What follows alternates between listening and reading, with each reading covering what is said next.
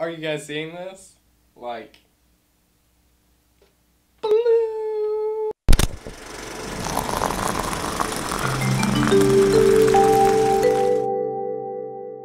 We have a lot to talk about and not a lot of time to do it because I keep being told my videos are too long. So let's do this. This week I will be talking about the Phantom Menace and all the pros and cons that I have with the movie. Since I have 3 vlogs left this month and all of them have to be about Star Wars, I decided that each week I'm going to talk about another one of the prequel movies and give some pros and a lot of cons for them. So today I'm talking about the Phantom Menace, and I rewatched it a couple times this week, and you know, it's a movie. So let's just jump right into it. So the movie starts and it's not awful. I mean, it could be better. The dialogue's already a bit wooden, but as far as opening set pieces, it could be much worse, as we'll find out soon. Anyway, we get a good opening line from Obi-Wan Kenobi as we're introduced to one of the original trilogy characters. And it's like, oh cool, it's that guy from that movie, but he's younger now, and he's more handsome. I'd say this is pretty easily the best original trilogy character reintroduction in the entire film, and we will get a lot of them, so just you wait. We transition straight from this into a cool opening fight, and I mean, yeah, I could nitpick it, and there's, you know, some nice stagey fight movements, but overall it's pretty fun. It's pretty cool. You get to see lightsabers, you get to see Jedi using the Force, and some cool new abilities like Force Run, and I mean, that just seems like something that would come in use all the time, you know? You'd be using that Force Run there a lot. So, by the time R2 Jedi end up, you know, on Naboo, I would say, up to this point, it's alright. I mean, the movie could be better, sure. I mean, most things always can. But I mean, as a starting off point, this isn't bad, and the movie easily could be salvageable. But then this happens. So, this is the beginning of the end of this movie, and we're only about 10 minutes into it, and that's not good. Anything that could be said about Jar Jar has been said at this point. Con. Let's move on. Qui-Gon apparently magically knows everything about Gungan culture and everything they have about life debts, so con. This whole bigger fish scene, I mean, it's kind of a cool set piece, but it's really superfluous. And plus it has Jar Jar in it, so that's always going to be con. The Jedi rescue Queen Amidala, and Obi-Wan does this fun jump kick thing. That's pretty cool. Let's give that a pro. They take Amidala into the hangar on Naboo, and now they have to escape the planet, and then they have to fight more droids. Is double jump kicking the only move Obi-Wan knows how to do? So the first time we see R2-D2 in this movie is in the background of this shot, which is just lazy. Why? George, why? Not only does George Lucas feel like, for some reason, that he has to put as many of the original trilogy characters into this movie as he can, it just doesn't seem like it's really thought through. Why is R2-D2 a droid in a situation 30-ish years before the events of the original trilogy? By the time the original trilogy takes place, he's not out of date or anything? I mean, does their science take that long to advance? I don't know. It just bugs me. Padme's body double forces Padme to clean R2 because she likes to abuse her power or something, I guess. I don't know. So they land on Tatooine, and Qui-Gon, Padme, R2-D2, and because George Lucas hates you, Jar Jar all decide to go off the ship and look for parts. Padme has the weirdest conversation with a kid ever, covering everything from slavery to angels in the span of about 45 seconds. We find out this kid is Anakin Skywalker / Darth Vader in the most unceremonious way ever.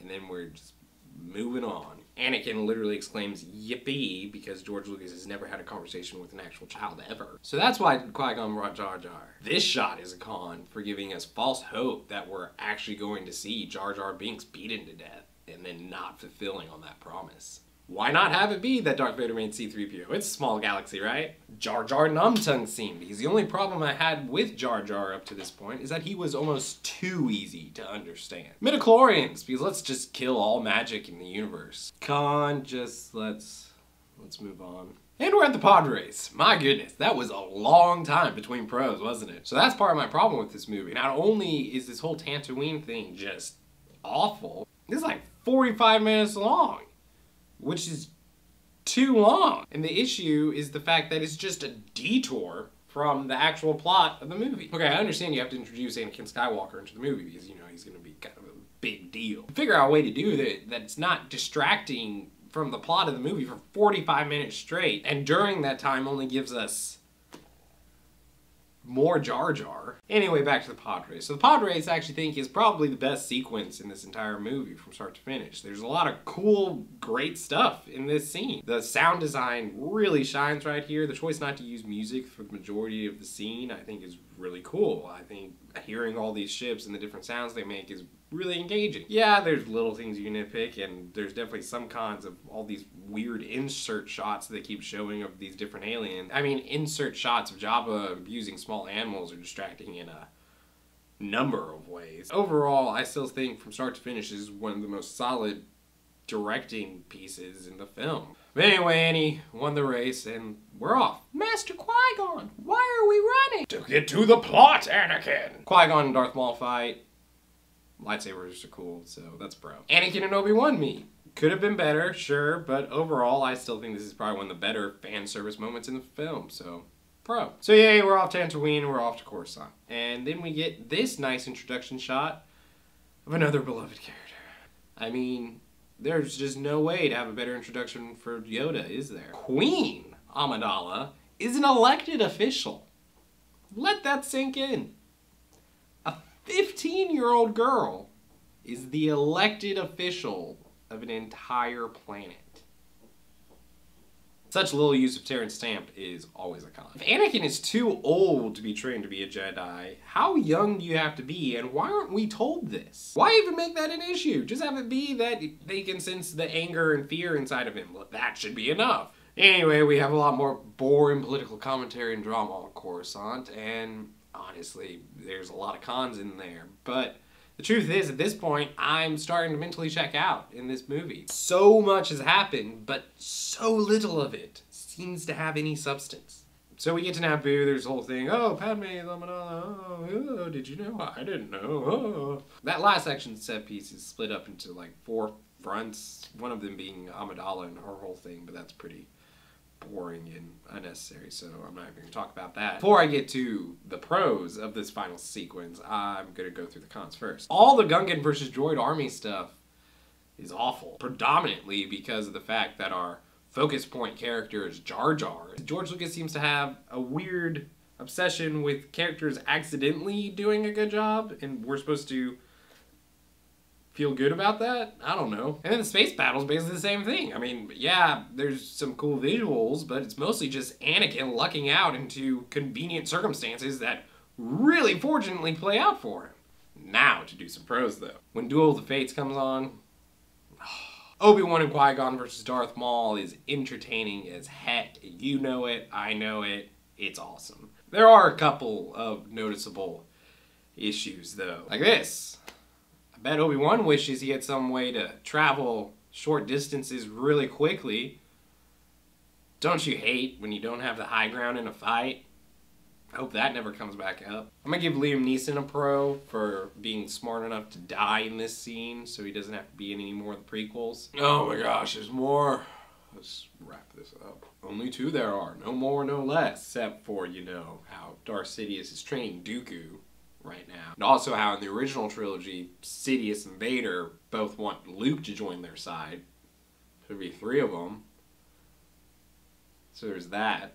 Honestly, the Palpatine to Anakin, I'll watch your career with great interest line, I think is pretty good fan service. Because I know it's on the nose, but let's be honest, the reason we're here is to see Anakin become Darth Vader. I think this is good nod to that, so pro. And it's over. We did it. We made it through. And it's only gonna get... Besides having no main character, a 45-minute subplot in the middle of the film, and basically just serving to get some characters from point A to point B by the time the movie's over, and Jar Jar, Phantom Menace is not what fans wanted. And it's not what I wanted. Regardless, I have a lot of thoughts on probably what I would have done different, but that's probably another video. Let me know if you would like to see a video of my thoughts on how I would change Star Wars Episode 1 at some point. Also, please comment your favorite pros and cons from the movie if there's anything you feel like I missed. So this video is still too long and I need to find a way to end it quickly and I really don't know what to do.